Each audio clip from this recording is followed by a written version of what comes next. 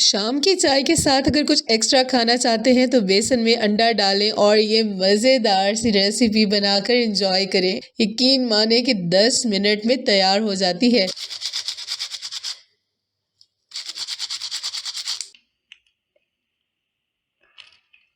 बिस्मिल्लाहिर्रहमानिर्रहीम, अस्सलाम वालेकुम जी। जहाँ भी हैं खुश रहें, आबाद रहें, हंसते मुस्कुराते रहें। दुआ है कि अल्लाह ताला हम सबको हलाल और वसी रिज़्क़ अता करें, आमीन। मुख्तलिफ तरह की सब्जियां तो हर घर की फ्रिज में मौजूद होती हैं और जो रेसिपी हम बना रहे हैं ये तो घर में पड़े कॉमन इंग्रेडिएंट से तैयार हो जाएगी। सबको खिलाएंगी ना ये क्रिस्पी से कबाब तो यकीन माने कि चाय का मज़ा डबल हो जाएगा। तो चले बनाते हैं अपनी मज़ेदार सी रेसिपी। यहाँ पे हमने मिक्सिंग बोल ले लिया है, इसमें हमने डाल लिया है 1 कप बेसन का और 1 अंडा। 1 टेबलस्पून हम डालेंगे नमक। 1 टेबलस्पून हम डालेंगे कसूरी मेथी। 1 टेबलस्पून हम डालेंगे red chilli flakes. 1 teaspoon chicken powder.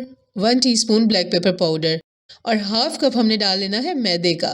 अब हमने डाल लेनी है जो वेजिटेबल्स। एक मैंने आलू लिया है दरमियानी साइज का, उसको मैंने कद्दूकश कर लिया है। कच्चा आलू है और हाफ फूल जो है वो मैंने बंद गोभी का लिया है।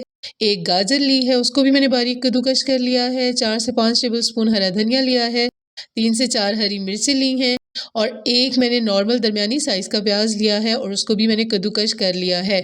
एक बहुत ही ख़ास बात कि आलू को कद्दूकश करने के बाद और प्याज को चॉप करने के बाद आपने इन दोनों चीज़ों का पानी बहुत अच्छे से निचोड़ के फिर आपने मिक्सिंग बाउल में डालना है, ठीक है? क्योंकि जो कच्चा आलू होता है वो बहुत ज़्यादा पानी छोड़ता है और यहाँ पे मैं कच्चे आलू का इस्तेमाल कर रही हूँ। ठीक हो गया। अभी हमने इन चीज़ों को बहुत अच्छे से मिक्स करना है। सब्जियाँ जो होती है ना ये पानी छोड़ती हैं, अभी इसी के पानी में हम इसकी मिक्सिंग कर लेंगे। हमें बिल्कुल भी पानी का इस्तेमाल नहीं करना यहाँ पे, ठीक हो गया ना? तो हमने अपना ये जो मिक्सचर है इसे बहुत अच्छे से तैयार कर लेना है। ये देखें जी, यहाँ इस पॉइंट पे आप नमक और मिर्च चेक कर सकते हैं, ठीक है जी। हमारा बैटर रेडी हो चुका है। अभी हमने यहाँ क्या करना है कि यहाँ पे हमने कुछ पोर्शन लेना है। ये देखिए इस तरह से आप इतने कबाब भी बना के फ्राई कर सकते हैं, ठीक हो गया जी। लेकिन हम कुछ और तरह से फ्राई करेंगे। तो चले चलते हैं अपने तरीके की तरफ। यहाँ पे मैंने ऑयल को काफ़ी अच्छा गर्म किया हुआ है, तेज़ गर्म किया हुआ है और यहाँ पे हमने कबाब को किस तरह से तैयार करना है, ठीक है जी।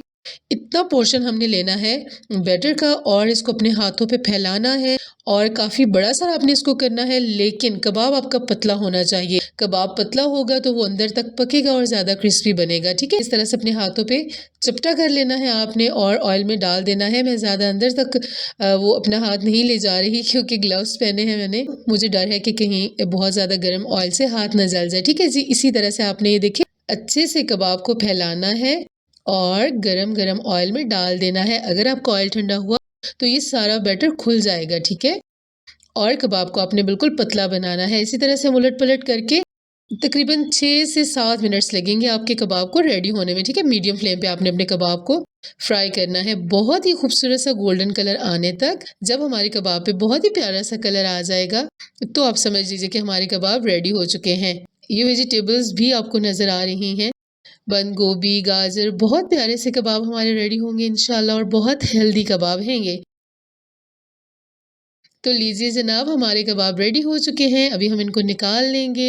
इतने मज़े के, इतने टेस्टी, इतने क्रिस्पी कबाब जब आप अपनी फैमिली के लिए बनाएंगी तो फिर तारीफ़ तो बनती है और सब आपकी तारीफ़ भी करेंगे। तो चले चलते हैं खूबसूरत सी सर्विंग की तरफ। हमारे कबाब बहुत मज़े के तैयार हुए थे, सबने बहुत पसंद किए थे और मुझे उम्मीद है कि इंशाल्लाह आप सबको भी ये रेसिपी बहुत ज़्यादा पसंद आएगी। ज़रूर ट्राई कीजिएगा।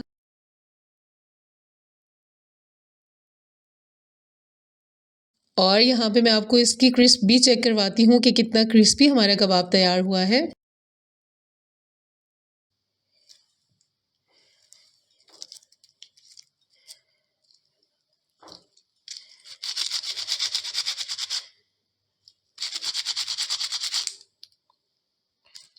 मुझे उम्मीद है कि आपको ये वीडियो ज़रूर पसंद आई होगी। वीडियो अच्छी लगी है तो वीडियो को लाइक कर दें, मेरे चैनल को सब्सक्राइब कर दें। मिलेंगे न्यू वीडियो के साथ। अपना बहुत सारा ख्याल रखिएगा और मुझे दुआ में याद रखिएगा। अल्लाह हाफिज़।